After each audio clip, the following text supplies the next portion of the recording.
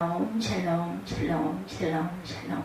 하나님 사랑합니다. 여러분 주 안에서 사랑합니다. 시편 5편 말씀입니다. 1절에서 12절. 아침에 깨서 나의 소리를 들으시니, 아침에 주께서 나의 소리를 들으시니. 우리 다시 한번 할렐루야 샬롬 하고 인사합니다. 할렐루야 샬롬 샬롬 샬롬 샬롬 샬롬. 하나님 사랑합니다. 여러분 주 안에서 사랑합니다. 아침에 주께서 나의 소리를 들으시리니. 1절에서 12절 말씀입니다. 오늘 시편을 읽다 보면 누가복음에 나오는 억울한 일을 당한 과부로 생각이 나죠. 주의 이름을 사랑하는 자들은 주를 즐거워하리다. 야훼여, 주는 의인에게 복을 주시고 방패로 함같이 은혜로 저를 호위하시리이다. 이렇게 고백하고 있습니다. 누가복음 18장 1절에서 8절에 보면 돈도 없고 의지할 사람도 없는 과부가 나오죠. 자신의 호소를 들어줄 재판관을 불의한 재판관으로 소문이 났습니다. 정말 앞뒤로 꽉 막힌 상황에 그런 거 할 수 있는 것은 억울하다고 부르짖는 것뿐이었죠. 그 과부는 매일같이 재판관을 찾아가 살려달라고 호소합니다. 11절 12절 말씀은 제가 묵상하면서 누가복음 18장 과부의 생각이 났어요. 오직 주에게 피하는 자는 다 기뻐하며 주의 보호로 인하여 영영이 기뻐 외치며 주의 이름을 사랑하는 자들은 주를 즐거워하리라. 여호와여, 주의 의인에게 복을 주시고 방패로 함같이 은혜로 저를 호위하시리이다. 1절에 여호와여, 나의 말에 귀를 기울이사 나의 심사를 통촉하소서. 나의 왕 나의 하나님이여, 나의 부르짖는 소리를 들으소서. 내가 주께 기도하나이다. 여호와여, 아침에 주께서 나의 소리를 들으시니 내가 주께 기도하고 바라리이다. 주는 죄악을 기뻐하는 신이 아니시니 악주와 함께 유하지 못하며 오만한 자가 주의 목전에 서지 못하리다. 주는 모든 행악자를 미워하시며 거짓말하는 자를 멸시하시리이다. 여호와께서는 피 흘리기를 즐기고 속이는 자를 싫어하시나이다. 오직 나는 주의 풍성한 인자를 힘입어 주의 집에 들어가 주를 경외함으로 성전을 향하여 경배하리이다. 여호와여, 나의 원수들을 인하여 주의 의로 나를 인도하시고 주의 길을 내 목전에 곧게 하소서. 이렇게 말씀하죠.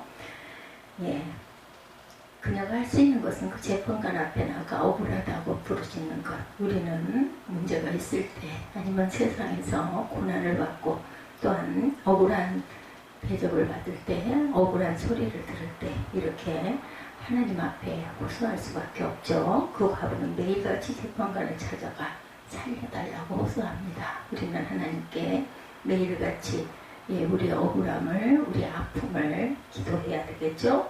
기도는 하나님께 나아가 하나님 살려주세요 하고 부르짖는 것입니다. 그래도 과부보다 우리 형편이 나은 것은 우리 기도를 듣는 분이 계시고, 그분이 불의한 분이 아니라 우리를 사랑하시는 하나님 아버지, 우리 아주 가장 큰 백이죠. 내 생명을 세상에 낳게 하여 주시고 잘 살기를 바라시는 우리 아버지.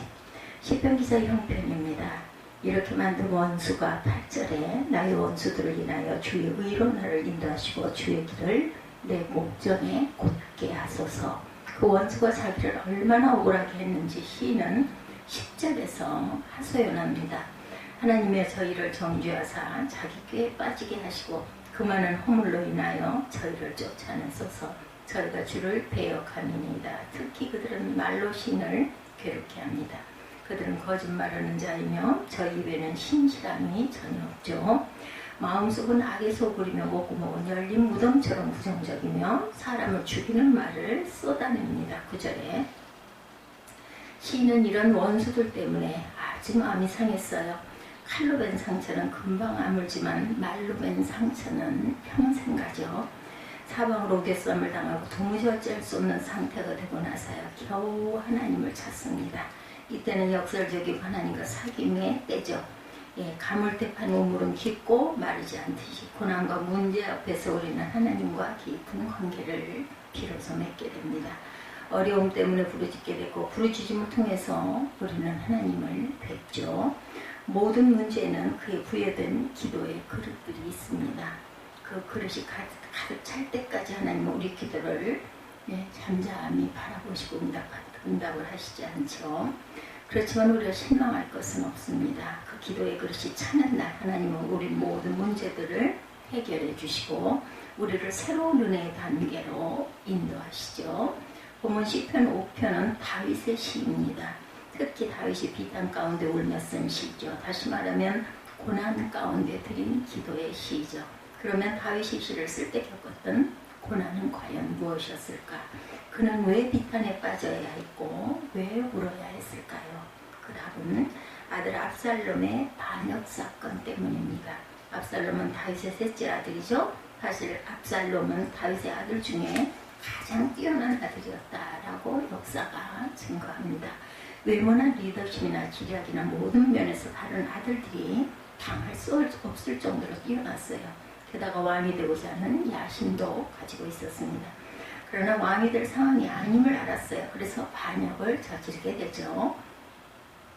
사무엘하 15장에서 18장까지 이 압살롬이 아버지 다윗을 반역했다가 가까스로 진압되는 이야기가 기록되어 있습니다. 이 이야기를 자세히 살펴보면 압살롬이 추종 세력을 이끌고 예루살렘으로 쳐들어올 때 다윗은 성을 비우고 도피하게 됩니다. 이때 다윗이 왕이 된 지 31년이 되던 때고 다윗의 나이가 61세였어요. 요즘 61세는 아주 장년 그러시죠. 아주 젊으셔요. 그리고 아주 왕성하게 활동들을 하십니다. 그런데 이 시대의 61세는 과연 어땠을까요? 사무엘하 15장 30절에 보면 당시 도피하는 장면의 한 부분을 이렇게 기록합니다. 다윗이 감람산 길로 올라갈 때 그의 머리를 그가 가리고 맨발로 울며 가고 이렇게 증가하고 있어요. 왕의 아들에게 반역을 당하여 도망칠 때 맨발로 걸어가고 얼굴을 가리고 울며 갔어요. 당시 다윗의 마음이 어땠을까? 얼마나 기가 막히고 아팠을까요? 오늘 본문은 다윗이 당시 이런 기가 막힌 고난 속에서 하나님께 드린 기도입니다. 이 기도를 자세히 살펴보면 몇 가지 중요한 특징을 발견할 수가 있어요. 하나님께 집중하는 기도죠. 1절에서 야훼여, 2절에서 나의 왕, 나의 하나님이여, 3절에서 여호와여, 8절에서 또 같은 여호와여, 10절에서 하나님이여, 그리고 12절에 여호와여라고 하나님을 찾고 부르고 있습니다. 12절밖에 안 되는 짧은 기도시 가운데 무려 6번이나 하나님을 부르고 있어요. 이것은 다윗이 마음을 다하고 뜻을 다하고 힘을 다하여 하나님께 집중하고 있다는 것을 말하는 것이죠. 여느 기도에서 보듯이 형식적으로 주여 주여를 부르는 것과는 간절함과 진정성이 다릅니다. 특히 3절에 보면 아침에 내가 주께 기도하고 바라리이다. 이것을 바란다는 말은 기대하면서 기다린다는 것을 뜻합니다. 마치 활시위를 당겨 활을 쏜 뒤에 관역까지 날아가서 명중하는 것을 계속해서 지켜보는 것과 같은 것을 말합니다.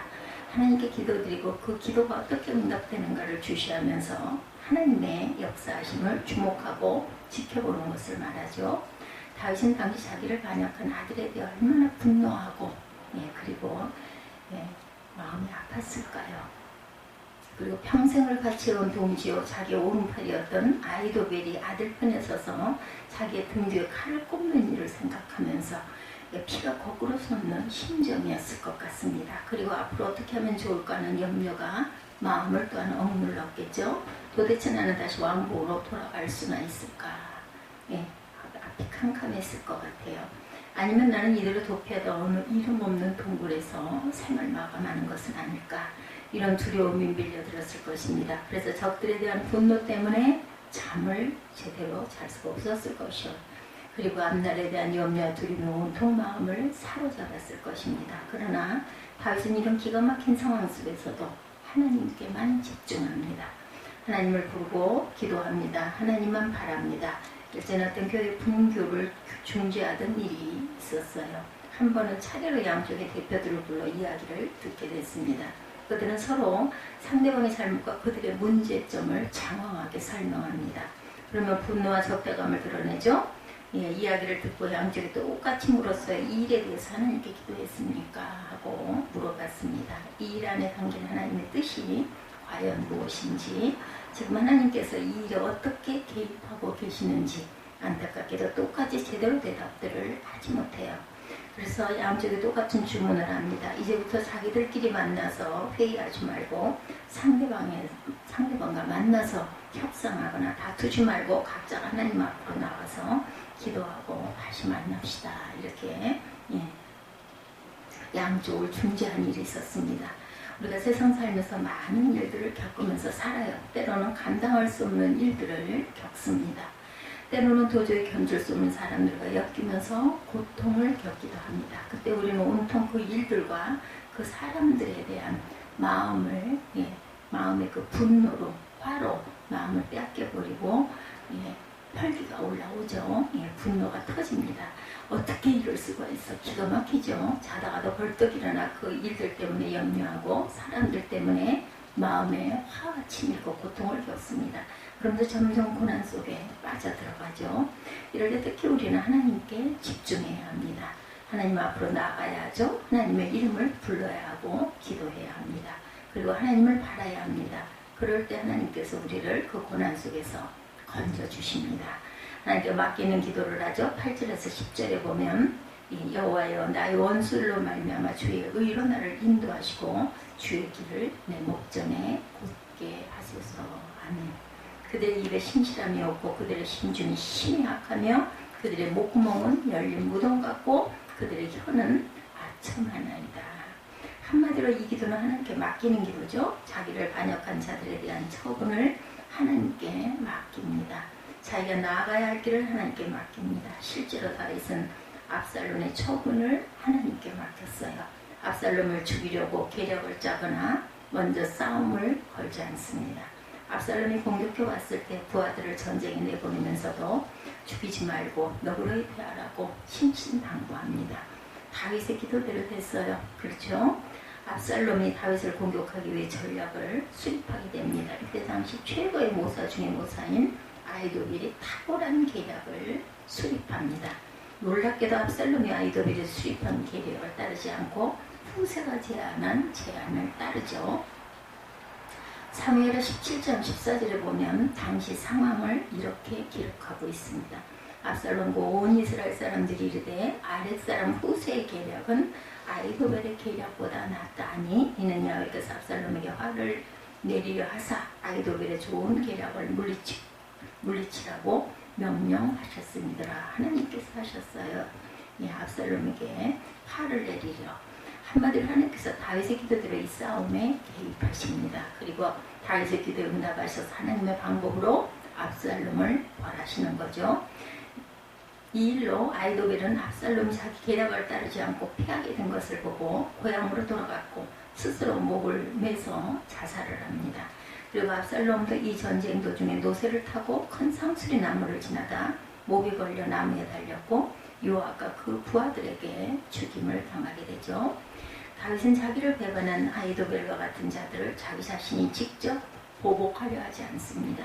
자기를 반역하여 왕궁에서 쫓겨나게 만든 아들도 그 벌은 하나님께 맡기고 자기는 끝까지 선대합니다. 용서할 수 없는 자식이지만 처분을 하나님께 맡기는 거죠.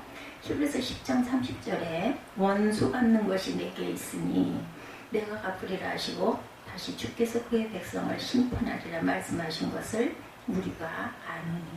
그리고 로마서 12장 19절에 보면 또 이렇게 말씀합니다. 내 사랑하는 자들아 너희가 친히 원수를 갚지 말고 하나님의 진노하심에 맡기라.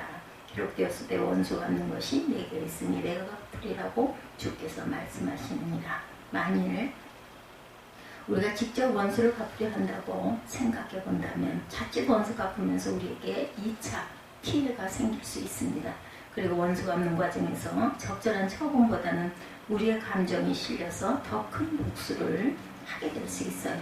게다가 이것은 또 다른 보복으로 이어지게 될 수 있습니다. 그래서 우리는 싸움의 수렁에 빠져 헤어나지 못하게 될 수 있죠. 하나님께서는 우리를 이런 더 큰 고통에 빠지지 않게 하기 위해서 원수 갚는 것을 하나님께 맡기라고 하십니다. 우리가 이 말씀을 가슴에 새기고 원수 갚는 것을 하나님께 맡겨야 할 줄 믿습니다. 그리고 하나님께서는 우리가 당한 고통과 억울함을 아시고 반드시 적절한 처분을 내리실 것입니다.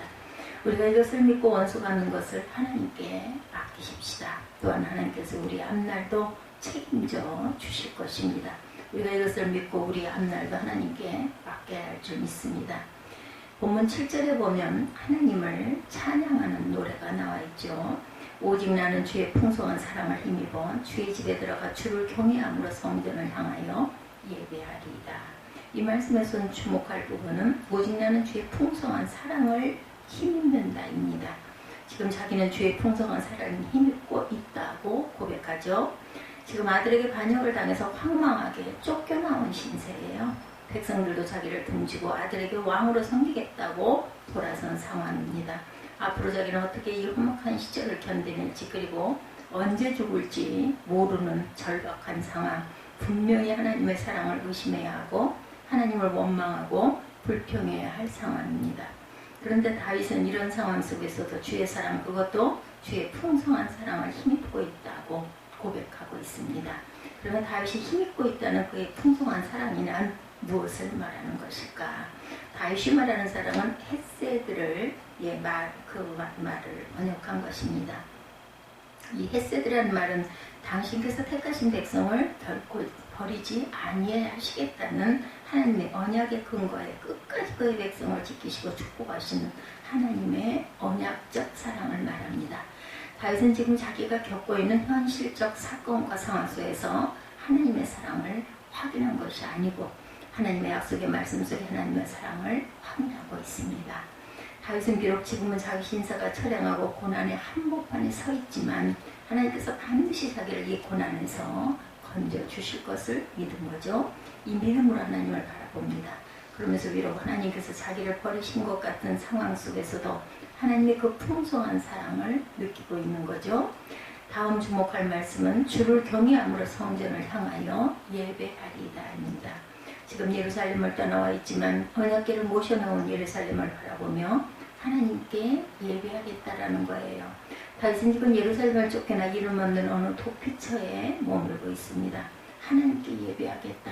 어느 곳에서든 다윗은 지금 예루살렘에 쫓겨나 이렇게 기가 막힌 환경에 있다 할지라도 먹을 것, 잠자리, 주변 환경 모든 것이 그동안 왕이 누려왔던 그 영화와 비교할 수 없는 반대적인 기가 막힌 위치에 처해 있다 할지라도 예배드리기 어려운 그런 상황에서도 예루살렘을 바라보면서 예배하겠다고 다짐하는 것이죠. 이 말씀은 다시 지금 예배를 위해 기도드리고 있는 것입니다. 무슨 일이 있어도 예배를 드릴 수 있게 해달라고 어떤 상황에도 예배를 드릴 수 있게 해달라고 결단코 예배를 잃지 않게 해달라고 기도하는 것입니다. 중국의 문화혁명이 시작됐을 때예요. 예배 금지가 선포된 뒤에도 일부 교인들이 지하에 숨어서 예배를 드리고 있었습니다. 그때 그들은 눈물로 예배를 드렸어요. 기도할 때도 찬송할 때도 말씀을 들을 때도 설교자나 회중 모두 흐느끼고 울고 있습니다. 저들에게 묻습니다. 왜 울면서 예배 드렸느냐고 답이 없어요. 이 예배가 이 세상에서 드리는 마지막 예배가 될지도 모르기 때문입니다. 이렇게 대답을 하더라는 거죠. 실제로 함께 예배드리던 사람들 중에 공안에 끌려가 돌아오지 못한 사람들이 많았다고 그래요. 우리가 예배를 위해 기도해야 합니다. 예배를 드릴 수 없는 날이 오지 않게 해달라고 기도해야 합니다. 특히나 이 코로나로 인하여 언제 우리가 내 의사와는 상관없이 기가 막힐 수렁에 빠지고 이 땅을 하직하게 될 수도 있습니다.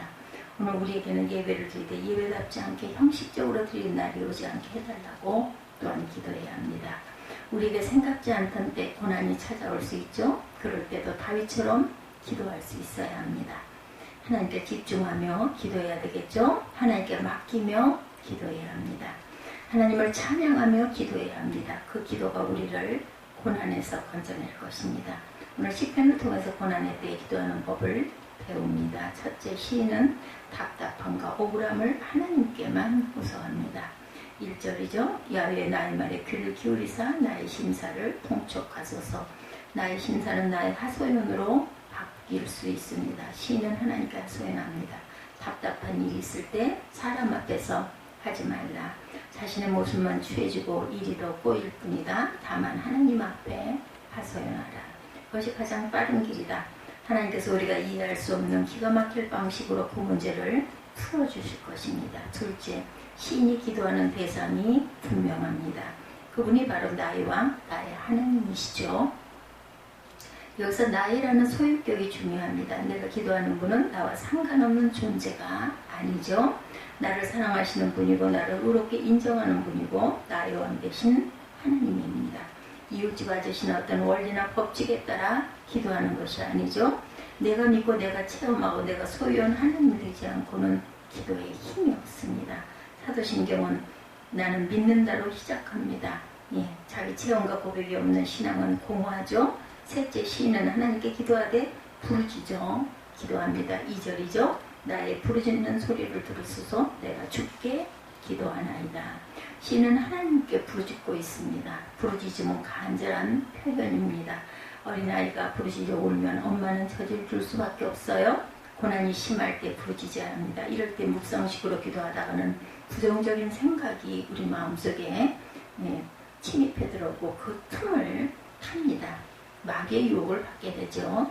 부르짖는 기도는 또한 기도에 집중력을 줍니다. 집중해서 기도해야 고난을 속히 이겨나갈 수 있습니다. 넷째, 시인은 기도하되 아침에 부르짖는 기도를 합니다. 3절이죠. 야외여 아침에 주께서 나의 소리를 들으시니 아침에 1시간의 가치는 저녁에 2시간의 가치와 맞먹죠. 스펄전은 풀잎에 이슬에 맺혀 있을 때 하나님의 은혜가 당신의 영혼에 떨어지게 하라고 말합니다. 저녁 시간은 우리 영혼이 지치는 시간이에요. 우리 영혼 속으로 세상의 소리가 너무 많이 들어와 있는 터라 기도에 집중하기 어렵습니다. 아침은 신선한 희망이 있죠. 깨끗한 마음으로 오직 하나님만 바라볼 수 있습니다. 또한 아침에 기도한다는 것은 하루의 첫 시간을 주님께 드리는 헌신의 표현이기도 합니다. 고난의 때의 시편 기자의 희망은 하나님 한 분뿐입니다. 그래서 그는 날이 밝기만을 기다리죠. 성전 문이 열리자마자 주의 집에 들어가 주를 향하여 기도하기를 원합니다. 우리에게 문제가 발생했을 때 새벽에 작정하며 하나님께 나아가서 가장 첫 시간을 주님께 드리시고 부르짖어 기도하시기 바랍니다. 주를 향하여 기도하는 자에게 즉각적으로 주시는 은혜가 있어요. 기쁨입니다. 11절이죠. 오직 주에게 피하는 자는 기뻐하며 주의 보호를 인하여 영영이 외치며 주의 이름을 사랑하는 자들은 주를 즐거워하리이다. 기뻐한다, 즐거워한다는 단어가 반복되고 있죠. 밤새도록 괴로웠는데 아침에 주님께 부르짖자 주님께서 우리 마음에 기쁨의 샘이 터지게 하십니다. 옛날 어느 신앙 어머님이 그랬죠. 생활벌어 어렵고 무심하고 폭력적인 남편으로 인하여 눈물이 마를 날이 없었다고 그래요. 근데 이상한 것은 그분들이 새벽 기도를 마치고 나면 표정이 싹 바뀌고 말죠. 울며 기도하고 소리내어 부르짖다 하나님의 기쁨이 그 심령에 임합니다. 하루하루를 그렇게 하나님께서 주시는 기쁨의 힘으로 승리하고 가죠. 시인이 믿는 하나님은 복 주시는 하나님, 자기를 지키고 보호하시는 하나님입니다. 12절에 야외에 주는 의인에게 복을 주시고 방패로 함같이 은혜로 저를 호위하시리이다. 주의 이름을 사랑하고 주의 사랑을 받는 자가 바로 의인이죠. 하나님은 그 의인을 축복하십니다. 그 눈물 젖은 기도를 결코 외면하지 않으십니다. 또한 친히 우리의 방패가 되셔서 원수들의 그에게를 물리치고 헛수고로 만드십니다. 원수들 하여금 자기께 스스로 빠져들여서 망하게 만들죠. 우리를 호위하는 방패는 주님의 은혜의 방패인 줄 믿습니다. 좌로 우로 치우치지 않는 우리의 믿음으로 인하여 죄로 유혹하고 죄로 정죄하는 세상과 마귀의 불화살이 무수히 날아오지만 우리는 안전할 수 있습니다. 주님의 은혜의 방패가 우리를 지키고 보호하시기 때문이죠. 너는 내 사랑하는 자의 나의 의인이다 하는 주님의 은혜가 어떤 혹독한 심판과 고난도 이기게 만듭니다. 그러므로 다른 인간적 방패를 의지하지 말고 오직 야훼만 의지하시는 저와 여러분들이 되시기를 주님의 이름으로 축복합니다. 오늘 시편 5편 말씀 1절에서 12절 아침에 주께서 나의 소리를 들으시